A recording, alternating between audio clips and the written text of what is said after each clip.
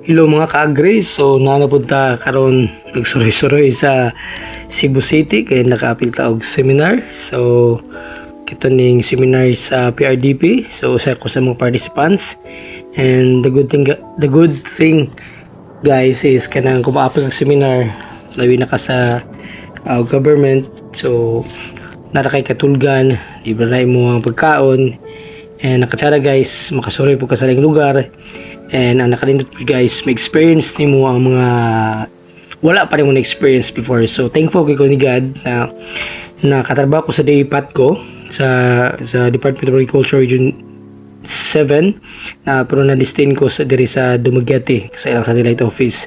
So usas mga nakatsada ra gud nga kuan kanang ma-experience ba kag mga experiences pa nga wa pa gud mo na experience before, and that's one of the perks na imong kuan experience sa dihang nakatrabaho ko diri sa daypat ko. So God bless everyone.